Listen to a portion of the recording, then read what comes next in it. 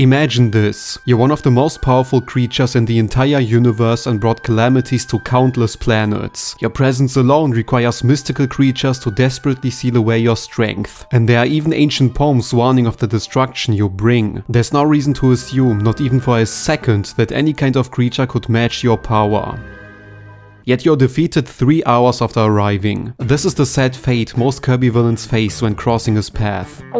But it's especially unfortunate in the case of Meteonelfilis, the final boss of pronunciation and unluckiest villain in the series. The trophy of the invasive species from distant stars describes Melfilis as Elfilis' older brother, who traveled to the Forgotten Land after realizing a sibling failed to return. The stories initially managed to seal away Melfilis for the moment, but couldn't fully contain his overwhelming strength. With their power, he took the prismatic, radiant appearance of his little brother and set out to finish what Elfilis started. However, it's worth pointing out that Melfilis isn't completely eliminated. After Kirby takes him down, the Starries pull a Ganondorf on him, sealing him once again and leaving the planet alongside the evil Meteor. Elfilin mentions so much so in a secret dialogue at Kirby's house, and hopes to befriend his brother when he awakens again. It might be a translation-specific phrasing, but connecting our hearts feels like a direct callback to Star Allies, and its heart-throwing mechanic for befriending enemies. Whatever the case, Melfilis is still alive, but the real question is in which shape or form. It's important to point out that Elfilis never vanished as well. Shifting from an unstable soul into a vague floating orb, he constantly adapted to survive no matter what. This is why we see him fusing with local animals and transforming into various abominations. The invasive species has no definitive shape. Even Melfilis was little more than a strange blob before manifesting into his ultimate form, but devolved into a helpless eyeball when the tables turned. Elfilis' spear, Antares, was also forged by absorbing surrounding materials to become complete. So it's clear that both siblings share rather unnoticed power, the ability to manipulate matter, living or otherwise. In the end, the last bit of Elfilis' life that remained willingly returned to Elfilin, allowing the two to become one again. True to their parasitic nature, it seems almost impossible to absolutely eradicate the invasive species, which makes their origin and implied existence of more potential relatives all the more disturbing. The Elfilin we first met was born from a small, compassionate soul that hid behind greater invasive ambitions. It's a fitting embodiment of the franchise's recurring theme, that even the vilest enemy harbors a sliver of kindness, waiting to be uncovered through Kirby's actions. But Elfilin also serves as a possible glimpse into what Melfilis could become once he awakens. While it's still a little vague what Elfilin truly means by befriending Melfilis, or how he and Kirby intend to meet him again, it seems more symbolic than literal. The older brother will have plenty of time to reflect on what happened in the Forgotten Land during his sealed slumber, and there's a good chance he'll return as something entirely new. In fact, he will embrace the Elfilin part in himself, but unlike Elfilis, he won't split into two and instead reshape into genuine Meteonelfilis. So considering the promising redemptive future, why is Melfilis the unluckiest villain in the entire Kirby series? When I say unlucky, I'm not referring to any chance at redemption. I'm talking about his actual role as an antagonist. Like most Kirby villains, Melfilis enters the story with a clear motive and immediately sets the stakes for Starcrossed World by scattering the Starries across the Forgotten Land. And while the DLC is technically playable alongside the main game, its narrative placement works far better as a second post-game, especially considering all the extra lore buried in the trophy descriptions. This is where I want you to put yourself in the shoes of poor, unlucky Melfilis. Because looking at the Kirby game from the perspective of an all-powerful cosmic entity is actually hilarious. As I mentioned earlier, you are this cosmic level threat, a being that drifts through the universe, wiping out native life forms on every planet you touch. You wield warp teleportation, can tear portals between dimensions, and manipulate matter itself to assume any form you desire.